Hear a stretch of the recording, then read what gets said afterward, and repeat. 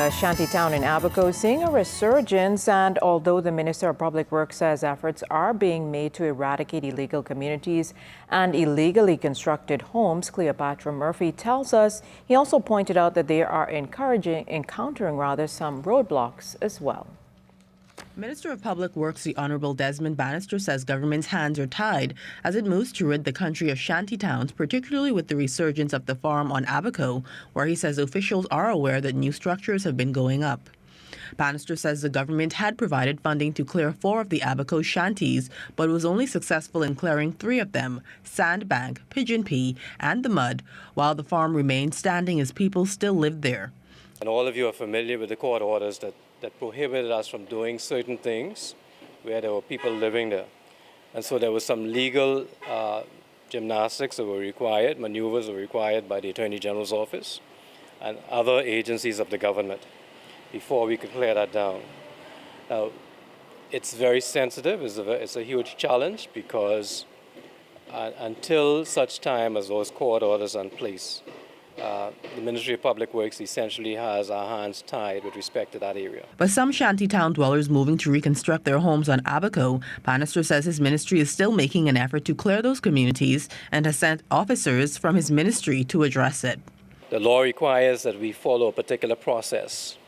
And so we have to, the first step in that process is to put notices on the buildings. After we follow that step, then there's another step for us to follow. And you will recall that when the government did not follow these steps, it was where the court intervened. So we have to strictly follow the steps that the law requires.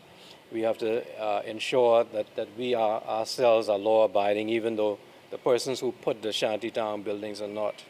Bannister says the problem he has is that countrywide illegal migrants are getting the resources to put up the structures. Who is employing undocumented aliens throughout the country, where they get resources that they can have these buildings put up throughout the country. And it's not just Abaco.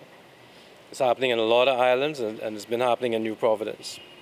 And we as Bahamians, as we look forward to our independence, celebrating our independence this week, have to take a hard look at what we are doing in our own country, because at one hand, we are giving people money to be able to do things, and then the other hand, when they're putting up these buildings, we are trying to ask the government to stop it. There have been claims that some NGOs that came into the country to assist with the Hurricane Dorian efforts have been helping illegal migrants to rebuild. Bannister had this to say. That's the first time that I've heard that, and I certainly raised that with my colleagues, but I don't know of that happening. And certainly if NGOs are not complying with the laws of the Bahamas, appropriate action will be taken. Post-Hurricane Dorian, Prime Minister the Most Honourable Dr. Hubert Minnis ordered a 6-month ban on the construction of new homes in Abaco shantytowns and announced plans to acquire the land comprising the Mud, Pigeon Pea, Sandbank and Farm Road through compulsory acquisition. In 2018, the Supreme Court stopped government's plans to demolish shantytowns in the country after government gave New Providence shantytown residents until August 10, 2018 to clear out.